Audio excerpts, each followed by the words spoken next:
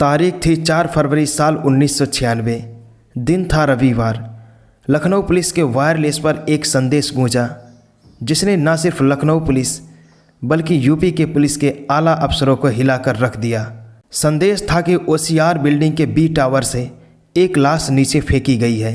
विधानसभा से चंद कदमों की दूरी पर ओसीआर बिल्डिंग हुसैनगंज थाना क्षेत्र में है, जिसमें विधानसभा और विधान परिषद सदस्यों को आवास आवंटित किए जाते हैं। ऐसी वीआईपी बहुखंडी बिल्डिंग में लाश की सूचना पर तत्कालीन एसएसपी सूर्य कुमार शुक्ला तमाम दूसरे पुलिस अधिकारियों के साथ आनन फानन में मौके पर पहुंच गए। लाश जूट के बोरे में थी। बोरा ऊपर से नीचे गिरने से फट गया था, जिससे लाश के कुछ अंग बाहर दिखाई दे रहे थे। दरोगा ने जैसे ही बोरा खोला, अधिकारियों के चेहरे से हवाइयाँ उड़ने लगीं। लाश का सिर गायब था। वह सिर कटी लाश थी।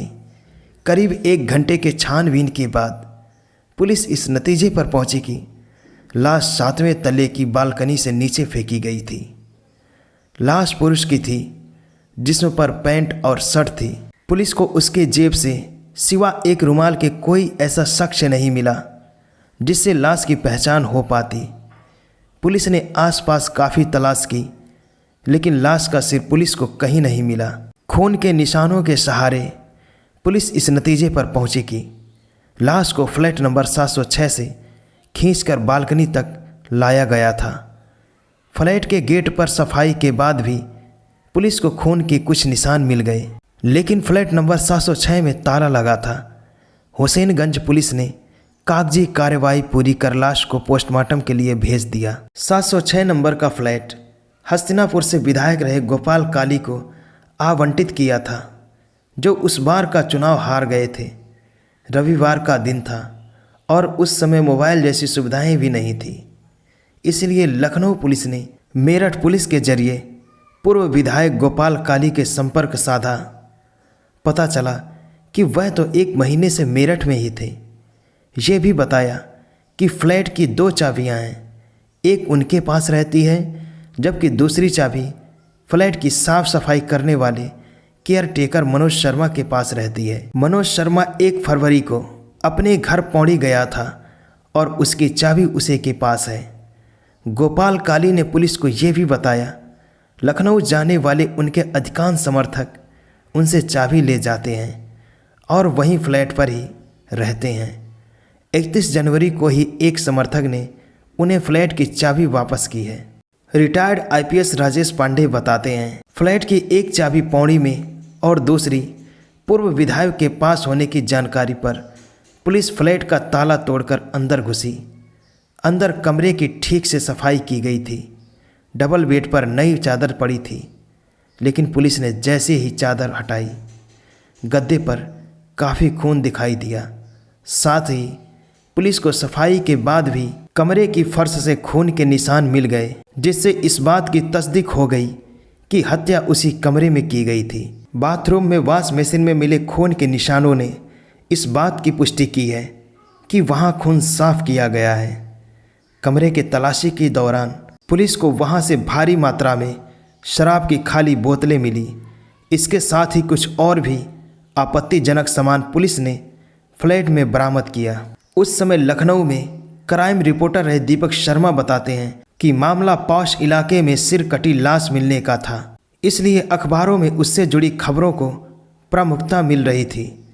कमरे की छानबीन से ऐसा प्रतीत होता था कि जैसे वहां हवन और पूजन किया गया हो।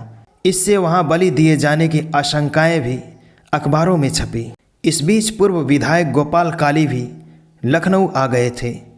उस समय क्राइम रिपोर्टिंग करने वाले मनीष मिश्रा बताते हैं कि पुलिस ने लाश की पहचान के लिए उन्हें लाश की फ़ोटो और कपड़े भी दिखाए, लेकिन वह पहचान नहीं कर सके। हाँ, उन्होंने ये जरूर स्वीकार किया कि लाश की जेब से मिला रुमाल उनका है।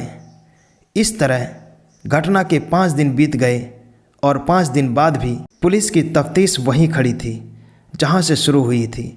6ठे दिन यानी 10 फरवरी को लाश की पहचान के रूप में पुलिस को बड़ी सफलता मिली। लाश की शिनाख्त सरकारी कर्मचारी मदन पाल के रूम में हुई। गोपाल काली ने बताया कि मदन पाल सचिवालय में नौकरी करता था। साथ ही उनके क्षेत्र से जुड़े काम वही करता था। जब वह लखनऊ में नहीं होते थे तो वो भी काम के लिए अपने समर्थकों को मदन पाल के पास पत्र लिखकर भेज देते थे। फ्लैट पूर्व विधायक हो चुके गोपाल काली के नाम आवंटित था। सो गोपाल काली पहले ही दिन से शक के दायरे में थे।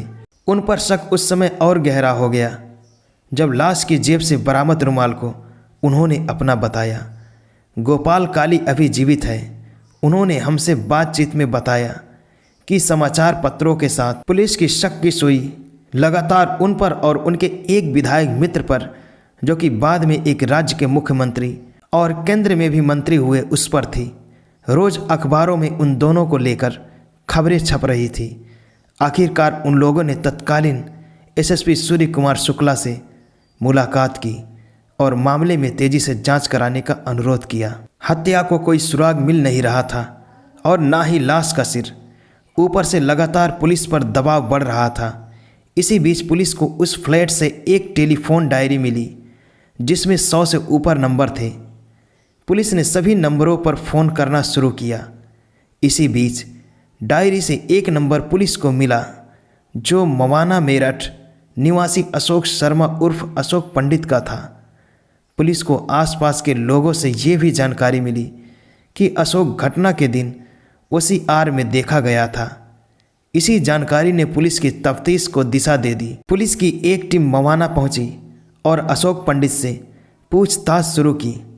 पहले तो उसने पुलिस को खूब भरमाया, लेकिन सख्ती करने पर टूट गया और स्वीकार किया कि उसी ने अपने साथी के साथ मदन पाल की हत्या की है। रिटायर्ड आईपीएस राजेश पांडे के मुताबिक पुलिस अशोक पंडित को लखनऊ लाई। पूछताछ के दौरान उसने बताया कि वह 2 फरवरी को एक तबादले के सिलसिले से अपने दोस्त नौशाद के साथ लखनऊ आया था। मनोज शर्मा फ्लैट पर था नहीं तो उसने मदन पाल से संपर्क किया। मदन ने उसे रात में फ्लैट पर मिलने को कहा। चाबी ना होने पर मदन ने कहा कि उसने चाबी बनवा रखी है। रात में तीनों ने फ्लैट में खूब शराब पी। इस दौरान अशोक शर्मा ने मदन पाल को दलाल कह दिया, जिस पर मदन ने उसे थप्पड़ मार दिया। फिर क्या था, अशोक और नौसद ने सब्जी काटने वाले चाकू से उस पर कई हमले किए जिससे उसकी मौत हो गई। हुसैनगंज बाजार से उन दोनों ने एक बड़ा चाकू और बोरा खरीदा। फ्लैट पर आकर मदन पाल का सिर धड़ से अलग किया और उसका धड़ बोरे में बांध दिया। सिर और चाकू बेड की चद्दर में बांधा और रात होने का इंतजार करने लगे। रात में वह बोरा खींचकर बालकनी तक ले गए और उसे नीचे फेंक दिया। इसके साथ ही सिर और चाकू लिपटा चद्दर लेकर वह फ्लैट बंद कर निकल गए। नौसद कैसर बाग बस अड्डे से मेरठ चला गया और वह ओसीआर से पैदल 4 बाग पहुंचा। रास्ते में चद्दर में बांधा सिर और चाकू उसने हैदर कैनाल में फेंक दिया। पुलिस ने हैदर कैनाल में सिर को काफ़ी तलाशा। पुलिस को सिर तो नहीं मिला, हाँ चाकू जरूर मिल गया। पुलिस ने नौशाद को भी गिरफ्तार कर लिया और दोनों का हत्या के आरोप में जेल भेज दिया। मामला अभी तक अदालत में है, लेकिन मदन पाल का सिर पुलिस आज तक नहीं बरामद कर सकी। दोस्तों, इस कहानी का मतलब किसी भी जाति धर्म के भावना को ठेस पहुंचाना नहीं है, किसी की व्यक्ति के मन को भावना को चोट पहुंचाना नहीं है और किसी को गुमराह करना नहीं है। इस वीडियो का मतलब सिर्फ आपको जागरूक करना है। दोस्तों, अगर कहानी पसंद आई हो तो लाइक करना मत भूलिएगा और ऐसे ही कहानी सुनने के लिए चैनल को सब्सक्राइब जरूर कर दीजिएगा।